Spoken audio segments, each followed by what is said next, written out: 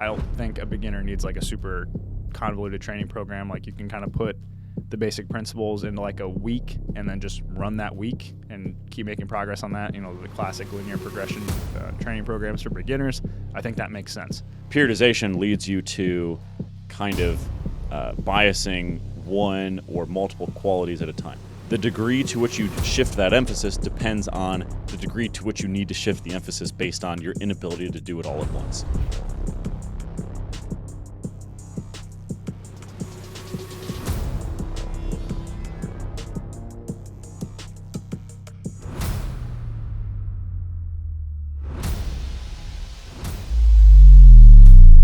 Taylor asks, should most training blocks be spent in hypertrophy blocks? So assuming this is for someone with powerlifting goals, you can generally think of training blocks as more hypertrophy oriented, more strength oriented, maybe even like peaking oriented. Maybe you could have a category of like work capacity oriented. So should most of those be in hypertrophy blocks? Because hypertrophy seems pretty important for strength. So what's the deal, Zach? I would think about this on, again, my favorite way of answering questions that's probably overly convoluted is kind of like an if-then kind of situation. I think the reason I favor a block with like a focus or like a shift in bias, like a hypertrophy block or strength block, the reason I usually program things like that isn't because I think it's like a prerequisite for like optimal progress by any means. Like, do you have to periodize things in that way? I don't think so. I think it helps people stay kind of generally engaged a little bit more with a little bit more variation. It's like I said, it's like an environmental / enjoyment thing to keep people consistent, training hard, et cetera. That's like the main reason I do it. The other reason would be kind of fit within this if-then situation. If you feel that the quality of the kind of hypertrophy that you can accumulate within a training program is limited by some of the other strength work that you're doing, then I think that kind of introducing periodization makes sense. And the reason, a practical reason or a practical case where this is clear, beginners. I don't think a beginner needs like a super convoluted training program. Like you can kind of put the basic principles into like a week and then just run that week and keep making progress on that. The classic linear progression training programs for beginners. I think that makes sense.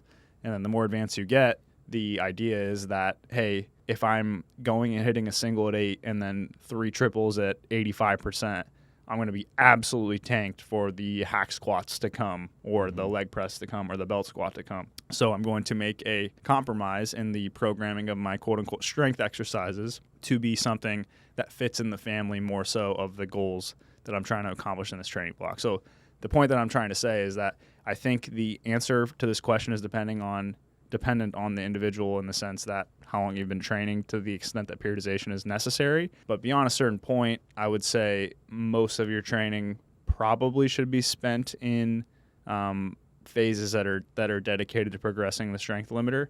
And most of the time that'll be muscle growth dependent. In my coaching experience, research-oriented answer on this, a lot tougher to say, if not impossible. Really say. If not It's impossible. really So I think that does make sense for the most part. But like that's still one of the questions I do have kind of just in my brain that I ask all the time. This all comes back to the infamous initial low fatigue experiments. I was running my early days as a master's student in the muscle lab, training very early and kind of doing some of these early experiments on myself. I had a lot of success with concurrent programs that were kind of periodized but kind of not at the same time in terms of like just running those consistently and not really periodizing things, but it had kind of all the flavors of sessions in kind of a multiple week time frame. Okay, so break that down a little bit more. So you're saying that Sure. You played around with programming that kind of had all the bells and whistles, all the qualities kind of at the same time. Strength, hypertrophy, capacity. Yeah.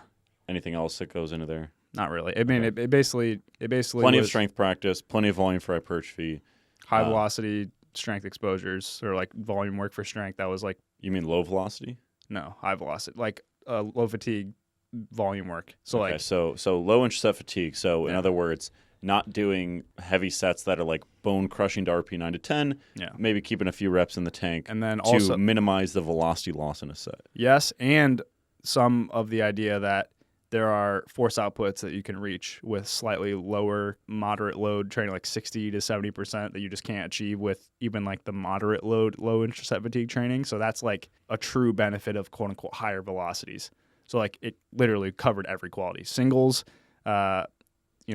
singles to triples in the 90 to 80% range. And then high velocity reps is basically as low load as you can go without gravity being a limiting factor, also including some of that.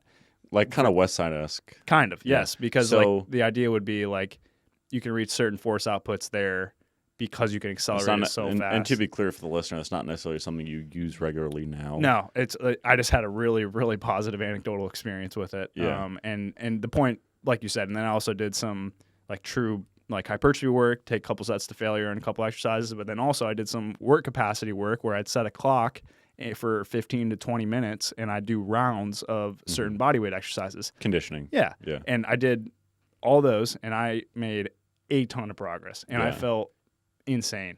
Okay, so you had all these different qualities, maximal strength, Yep. We could kind of say like peak power almost type exposures, failure or close to failure training, hypertrophy work, and kind of conditioning capacity work. Were those all in a given session, all in a given week? Yep. So you didn't really think of it as like, oh, today's my strength day, today's my hypertrophy day. It Not was really, like more or less there's a little bit of everything in every session. a little bit of everything in every Hit session. a single, do some sets of 5 to 7 at 65%, hit a couple set of push-ups to failure, and then do my round of chin-ups and lunges or whatever it was, like some body weight stuff for time. That's like kind of volume accumulation, but it wasn't also like probably true wasn't hypertrophy like work. Truly to failure, probably just more limited by huffing and puffing. Exactly. So the way that I think about this is like that is ideal. Now I'm not necessarily saying that I know what you mean. the programming that Zach just laid out is something that we would give the average person. Yeah. But instead, if we were to kind of take bread and butter programming, let's just say for the sake of simplicity here, strength-oriented sets and protocols and hypertrophy-oriented sets and protocols. Yeah. There's obviously some overlap there and some interplay, but if we were to just think of those as distinct entities, in a perfect world, those are all happening at optimal rates all the time. Yeah. And therefore, you just do as much as you need to optimize those or to maximize those.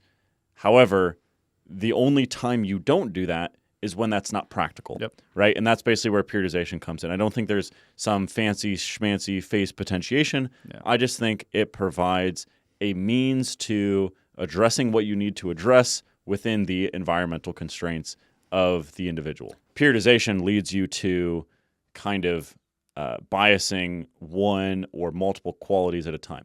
But that's not to say that if you're doing a quote-unquote hypertrophy-biased block, that there's no strength-oriented work. And if you're doing a strength-oriented block, there's no hypertrophy-oriented work. That's bad periodization. That's bad periodization. Exactly. So it's just a slight shift in emphasis. And the degree to which you shift that emphasis depends on the degree to which you need to shift the emphasis based on your inability to do it all at once. And then from there, I think the question that Taylor is getting at to kind of fully answer the question is like, okay, if I am going to have to bias some blocks to hypertrophy and some blocks to strength, how do I determine the ratio of hypertrophy to strength? And I would say in a lot of ways, man, I don't know if it matters a ton so long as it is good periodization. It is a slight shift in bias. I think this is a really good example of individualization that like I can't really explain to you through any given study or any given body of literature or meta-analysis.